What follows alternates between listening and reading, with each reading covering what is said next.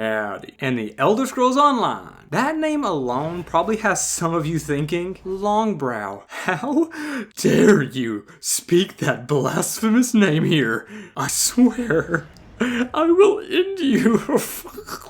Okay, I may have underplayed it a little bit, but yeah, that's basically the sentiment of a lot of my subscribers, I think. Not calling any names. They don't seem to be interested in ESO at all. Judging by the poll I made, exactly half either played it or are interested in playing it but haven't quite played it yet. The other half would rather gargle bleach. So like any smart person would do, I will now divide my community completely in half, and I will enjoy watching the bloodshed in the comments like some cyber Roman emperor or something. So I thought to myself, well, most of my community is Skyrim fans, right? I.e., I want to play alone, leave me alone, in my dark dungeon, so I can stare at this picture of Sondes Drenum for hours, please. So because of this, I wanted to do something that makes the most sense for these kind of players in terms of like a video I could make about it. So I decided to do an ESO video focused around playing solo. How fun the process of this can actually be, and if it's worth it at the end of the day for players who just want a single player experience. So in order to do this, I decided to play through the entire campaign, get max leveled, beat Blackwood and the Greymore expansion, all completely single player solo, to see how it was, and if I wanted to drink lighter fluid up by the end of it. So how was it? Was it good? Is it bad? Is it somewhat in between? Will I ever do part 2 to this video? The answers are really entertaining most of the time, sometimes, yeah, kind of, and when I get around to it, I promise. Please just give me a break. Also, some of the footage may be a little freaking awful to your eyes. That's just because OBS decided to have a heart attack sometimes. So yeah, that really sucks. And not to mention a lot of my footage came out looking like this. There's nothing here! Yeah, it just recorded pitch black sometimes. I don't know why. I don't know. Yeah, that sucks. So let's go ahead and dive into it with a quick overview of what ESO is about and how I decided to play the game. But before all of that, I want to answer the initial question I posed. Can ESO be played solo legitimately? Well, the answer is yes, it can. I legit had a great time doing this. Most of the time, you can actually forget that it's an MMO when you're deep inside an incredible quest chain and such. But you have to keep in mind that this is a game that was designed around multiplayer. So there are a lot of caveats and small things that may hinder a normal single player game. But I will try to explain everything and what the best things to do as a single player would be to have the greatest experience. Or at least what I did. And I will touch a little bit on the multiplayer aspect towards the end of the video, just to tie it back to it, you know? So let's go ahead and get started. So when we start the game, we get to make our character. I mean, there's no, who are you? Just, hey, make your dude. You can select from all the races we know and love. Looking really good, actually. Not like Oblivion's bug sting faces and Skyrim's side ball sacks. Just really good overall. The graphics overall are actually pretty good. Fits the series really well, and I think it works really well for what this is going for. But yeah, we pick our race, our body type, our hair, all that fun stuff, and then we pick our class. What is that? What the is that?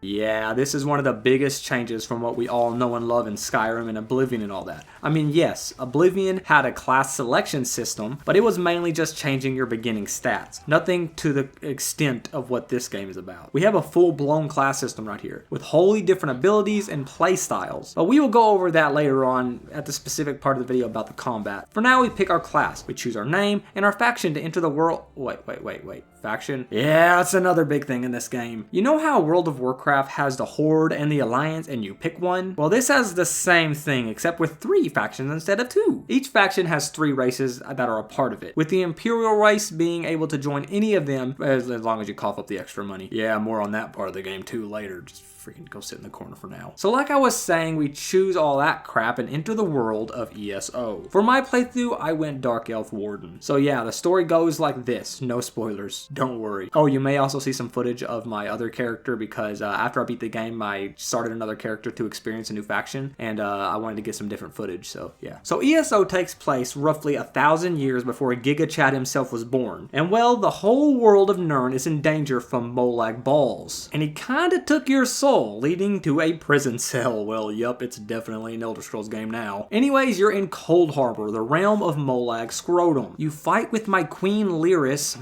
look at her, and escape with the help of the Prophet, an old man who is mysterious and blind because of course he is. Thus our adventure begins. We need to defeat Molag Censored by bringing together the 4 heroes of the past to save Nirn. This plot leads us to explore this huge world, go on a massive adventure with a mountain of quests and metric F-ton of mechanics. Far too much to go over here since, well... So now that we have that over with, let's go ahead and talk about the questing experience, since that is the majority of what most solo players will be doing for most of their time. How was it, Longbrow? Oh wow, I didn't know I had so many fans.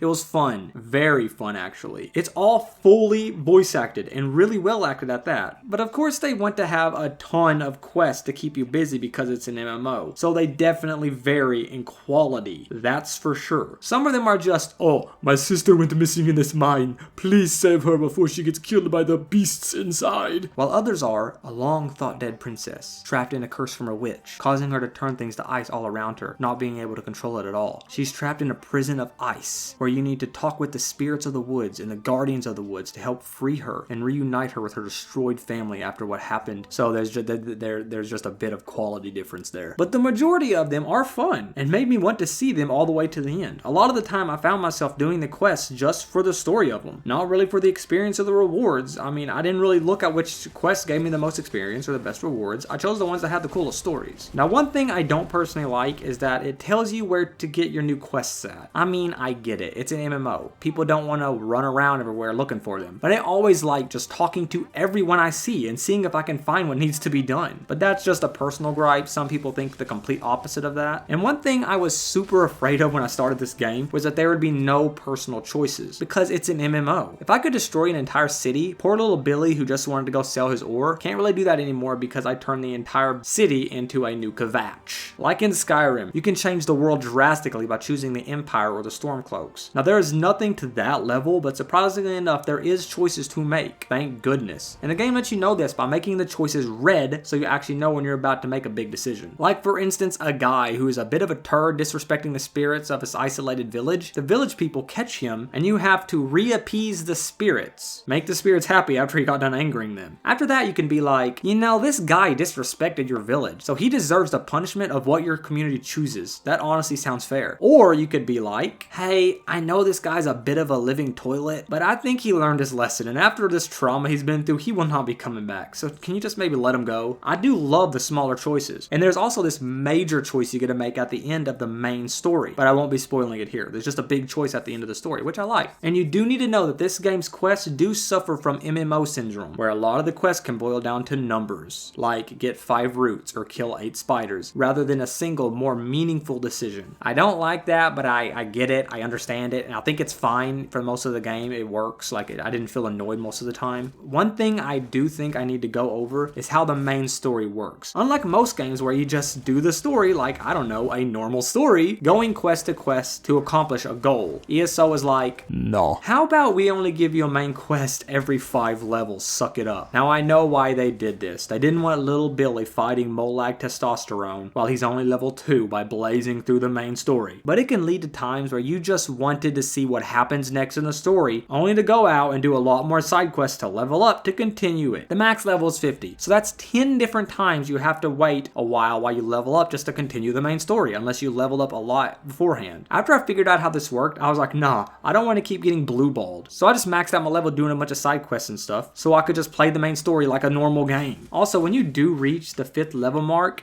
you know, to actually trigger the next main story, you actually have to do the correct thing to trigger it. You do this by either fast traveling or going to a capital city. There's a tip for you because sometimes you might be thinking, where's the main story? Well, when you hit the 5 level mark, you need to either fast travel to a new location or go to the entrance of a new city. When you do that, the prophet will pop in front of you and be like, Vestige, listen to me. We have uncovered a new clue from Molag Baal's diary. Come to the High Bridge so we can steal his underwear, some crap like that. Hurry, Vestige, time is of the essence. But also Also, the main story in the expansions like Blackwood and Greymoor, they work like ordinary quests, so you can just steamroll them like you want to. Also, there's a lot of additional stuff here as well, like the equivalent of the adoring fan, and I love it so much, dude. This made me smile ear to ear. And also stuff like how one time I seen a guard randomly eaten by a giant toad. I killed it and she popped out, thanked me, and was on her way. But the footage was corrupted, so yeah, you just have to trust me on that one. Overall, I love the questing experience in this game. It's better than almost every other MMO because it's all voice acted and has unique ideas throughout every quest for the most part. And it's enough to keep me invested all the way through the story so I could continue the main quest as I was going. So that's the questing. Can I breathe yet? Oh yeah. How about nah? I got a bunch more to talk about because my work is never done and my throat will suffer for this. It's my content. It suffers for my content. So buckle up, let's move on. Now let's talk about what usually is the hardest hurdle for Skyrim players to get into. That's the combat. Because like I touched on earlier, it works on a class system, with each one playing very differently and have a ton of different abilities in every way you can imagine. Like Dragon Knight focusing around fire attacks and armor and keeping tanking up, while Templar consists of holy attacks and healing all the way. Now I know this idea can be heresy for single players, and trust me, I get it. And after what I'm about to say, some of you may want to throw me in front of a very angry bull, but I didn't mind the combat if I'm being honest with you. Maybe it's because I'm actually a fan of MMOs. I played a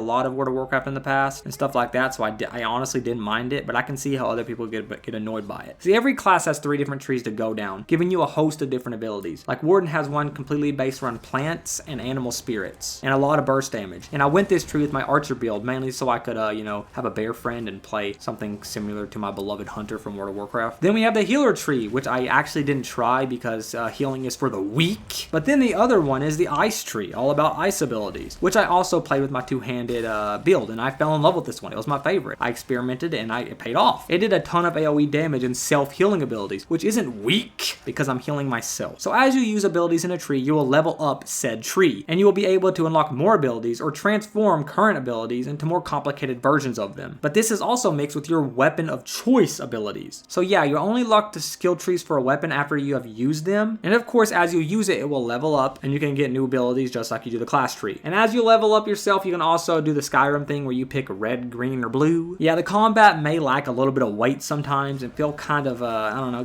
it kind of gets rid of the immersion feeling from Skyrim. Because, ESO's combat feels more, I don't know, it feels much more like a video game. That's the best way to put it. If I had to choose, yes, I would personally like Skyrim's more open form combat. But this works for what it is, that being a multiplayer game. Like I said at the beginning, yes, you'll be playing solo, but you can never forget that the developers made this game to be played both ways. So you have to give a little when you take a little. There is also this champion point system, which I don't want to go down. That's a huge rabbit hole. Let's just say after you reach max level, you can keep leveling up something called your champion level and spend these points to get stat increases and stuff like that. There's also faction trees for specific factions which you can join and level them up by doing specific things. And armor trees as well, so depending on the armor type you use. There's a lot of meat here, if that's your thing, to optimize your build. Like enough meat for YouTubers to have 1.5 billion videos all about the best builds to choose for specific things. Videos that I completely ignored because I was here just for the experience a lot of gamers forget exists. That being the concept of fun. Wait, a gamer having fun? How absurd. Burn the Lich. So yeah, go into the combat expecting something that is meant for an MMO. But hey, be optimistic and you might enjoy it more than you actually thought you would. So yeah, I covered the main 2 parts of the game, that being the quests and the combat. There's still more to talk about though, believe it or not. So let's go over everything else I think needs to be talked about because I'm your friend and I want to make you have,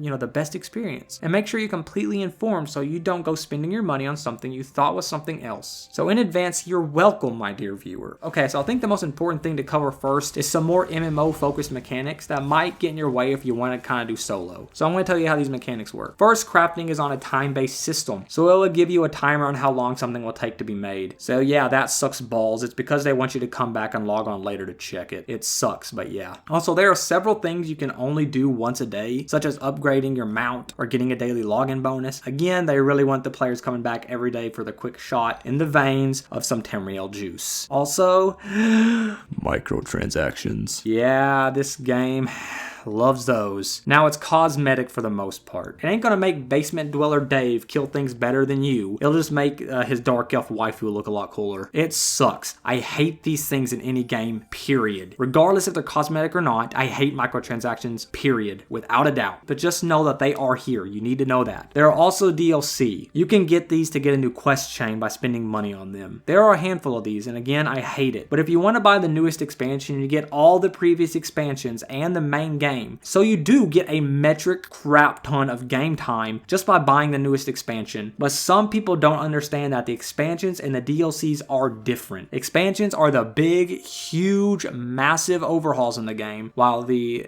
DLCs are just individual quest chains that you have to buy with your own money, and I hate that. Also, another thing that is an MMO thing is the constant immersion break and reminder of other players running around doing whatever. Again, just expect it with the territory. Okay, so let's get things a little more happy in here. There are houses in which you can actually buy and they look freaking sick, and you can design them with stuff that you get throughout the game. It's really cool. And the expansions are really fun, and they do feel like a standalone experience from the main story. Blackwood even added companions to fight alongside you, making the solo play even more fun. So if you're going solo, start with Blackwood, I recommend, and I recommend looking up a video on how to start both of the companions' quest so you can do them, unlock the companions, and have a buddy with you the entire time you're questing.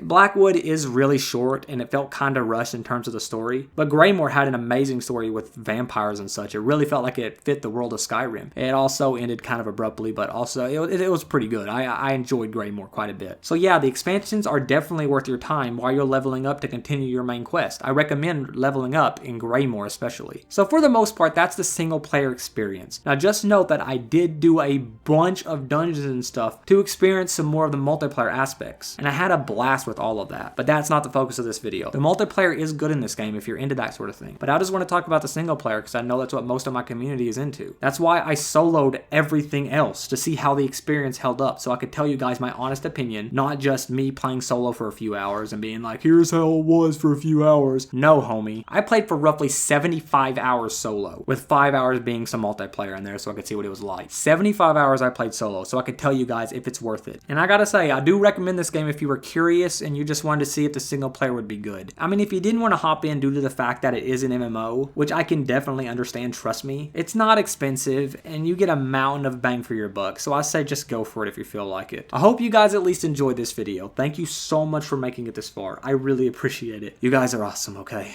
Thank you so much for watching. I know this isn't Skyrim, but I appreciate you watching anyway. Anyways, thanks guys. See ya.